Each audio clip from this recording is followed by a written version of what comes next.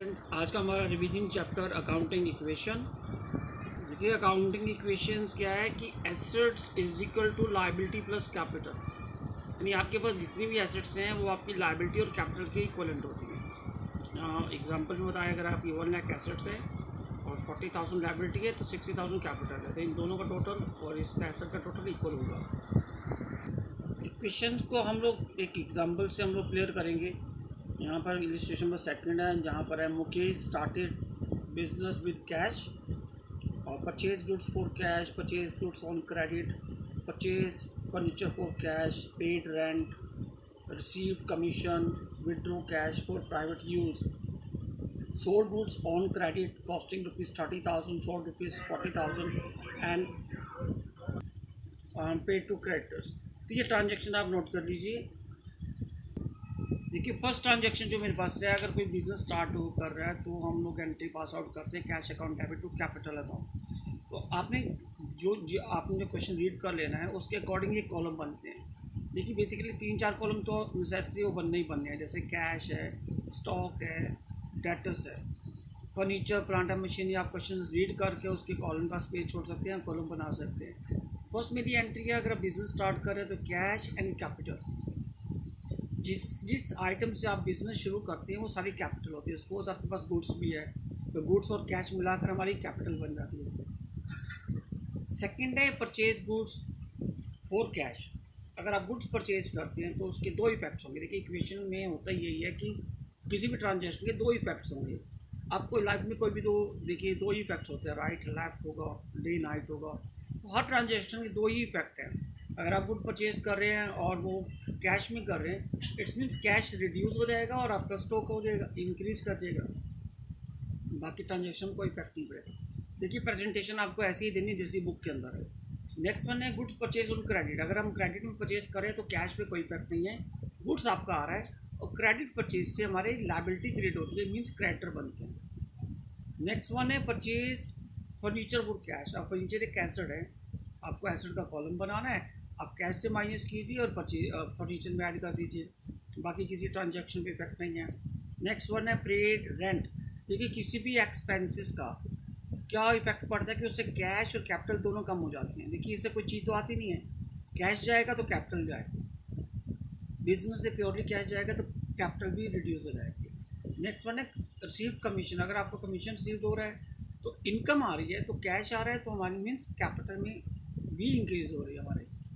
Next one है withdrew cash for private use. देखिए private use means drawing. अगर आप ड्राइंग करते हैं तो कैश निकालेंगे तो कैपिटल भी निकल जाएगी। और इसके बाद है हमारे पास, अगर हम गुड्स सोल्ड करते हैं क्रेडिट पर, तो आपको करना क्या है, कैश में तो पैसा आएगा नहीं, जितना अमाउंट उसका सेल प्राइस है वो हमारे बनेंगे डेटर्स। परचेज से बनते हैं क्रेडिटर और सेल से बनते हैं डेटर। डेटर मेरा एक एसेट है, लेकिन एक चीज़ जाएगी ज़रूर हमारे पास, वो क्या होगा, स्टॉक। स्टॉक की कॉस्टिंग कितनी है, 30,000, और इन दोनों का जो डिफरेंस है वो है प्रॉफिट, और प्रॉफिट से हमारा कैपिटल इंक्रीज करेगा। देखिए नेक्स्ट वन है पे टू क्रेडिटर। अगर हम क्रेडिटर की पेमेंट करते हैं तो कैश रिड्यूस होगा और दूसरे क्रेडिटर रिड्यूस हो जाएंगे। तो स्टूडेंट्स के बाद आप इनका बैलेंस करेंगे तो इन दोनों का बैलेंस इक्वल आएगा। जितने एसेट्स हैं लायबिलिटी प्लस कैपिटल उतना ही आएगा।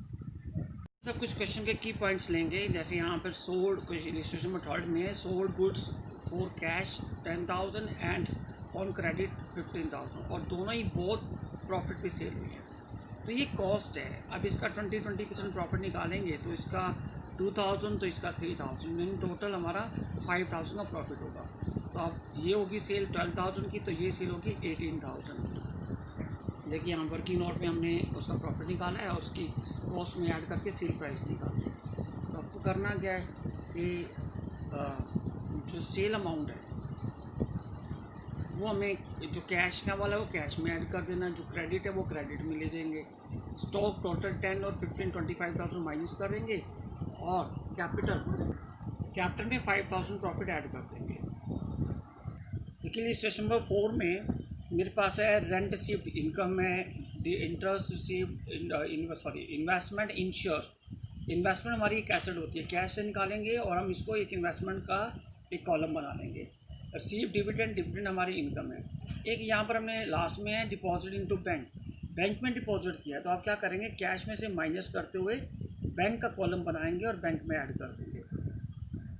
देखिए इलस्ट्रेशन नंबर 6 में मेरे पास है पेड रेंट इन एडवांस। अगर आप एडवांस पे करते हैं तो वो प्री पेड होगा। प्री पेड के केस में आप लोग क्या करेंगे, कैश में से माइनस करेंगे और प्री पेड एक हमारी एसेट है, उसको हम लोग उसका कॉलम बनाएंगे, ठीक है। और यहाँ पर भी है पेड सैलरी इन कैश, ये तो हमारा एक एक्सपेंसेस है, और ये सैलरी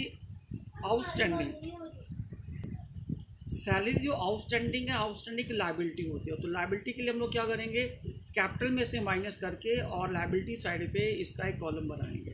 लेट्स सी, देखिए जो प्रीपेड रेंट है हमने रेंट पे कैश में से माइनस किया और प्रीपेड का कॉलम बना दिया। देखिए आउटस्टैंडिंग का हमने एक कॉलम बनाया है और कैपिटल में से निकाल के यहाँ रखा है। यहाँ पे अमाउंट प्लस ज़्यादा है क्योंकि इसमें हमने 4500 का सैलरी भी पे किया हुआ है।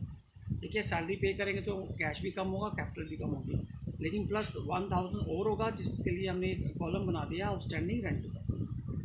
स्टूडेंट्स नेक्स्ट इस टाइप के क्वेश्चंस होते हैं कि आपके पास एसेट होते हैं, आप अपनी इक्वेशन पूरी कीजिए और जो मिसिंग फिगर है वो निकालना होता है। जैसे यहाँ मेरे पास एसेट गिवन है 2 लाख के गिवन है और कैपिटल गिवन है, तो हम लोग क्या करेंगे, लायबिलिटी निकालनी है, क्रेडिटर्स निकालना है।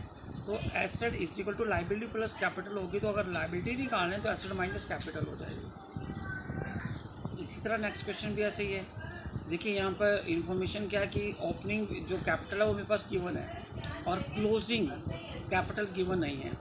तो क्लोजिंग कैपिटल निकालने के लिए हम लोग क्या करेंगे, closing asset minus closing liability करेंगे तो क्लोजिंग कैपिटल हो जाएगी। और प्रॉफिट का एक जो फॉर्मूला होता है वो होता है closing capital minus opening capital. अब क्लोजिंग कैपिटल में से ओपनिंग कैपिटल माइनस कर देंगे तो आपका प्रॉफिट आ जाएगा। तो प्रॉफिट एक मेन आइटम होती है और क्लोजिंग कैपिटल भी हमारी एक आइटम है जिसको हमें फाइंड आउट करना होता है। देखिए अनदर इंपॉर्टेंट चीज़ क्या है कि closing capital minus opening capital करते हैं तो प्रॉफिट आता है, लेकिन अगर हमारे पास ड्राइंग भी गिवन है और एडिशनल कैपिटल भी गिवन है तो आपको करना क्या है, क्लोजिंग कैपिटल में ड्राइंग ऐड कीजिए और ओपनिंग कैपिटल में एडिशनल कैपिटल ऐड कीजिए, फिर माइनस कर दीजिए।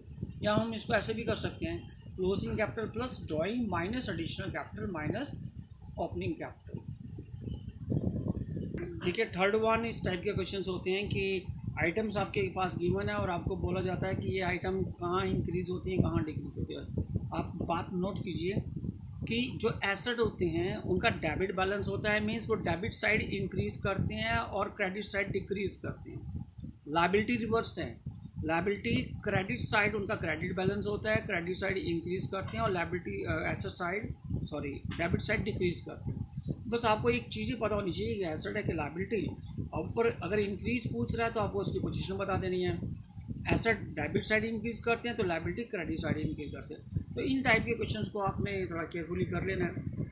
लेकिन नेक्स्ट वन जो है वो है T shape account. T shape account meaning क्या है, जो अभी अभी आपने किया ना कि इंक्रीज डेबिट में या डिक्रीज क्रेडिट में या रिवर्स में, इंक्रीज क्रेडिट में डिक्रीज डेबिट में, उसको मैं लेजर पोस्टिंग कर देंगे। देखिए फर्नीचर से रिलेटेड है, आप ट्रांजेक्शन पढ़ेंगे। फर्नीचर एक एसेट है, अगर वो इंक्रीज कर रहा है तो डेबिट में आएगा, डिक्रीज कर रहा है तो क्रेडिट में। देखिए ऊपर हमने लिखा हुआ record increase in furniture on this side and record decrease in furniture on this side. तो आपने एंट्री के अकॉर्डिंग लिखना है, जो कैश टू कैश परचेजेस है, परचेज करेंगे तो नेचुरली इंक्रीज़ करेगा, यहाँ डिक्रीज़ करेगा और यहाँ का बैलेंस यहाँ बचेगा।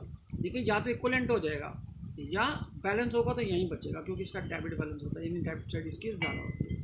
तो ये टी शेप अकाउंट हमारे पास आते हैं। एक बात और नोट करने वाली है, आपको एक लेजर एक ही आइटम से बनाना है। अगर सपोज करो ट्रांजैक्शन हमारे पास फर्नीचर की भी है, प्लांट की भी है, तो फर्नीचर का अलग बनेगा, प्लांट का अलग बनेगा।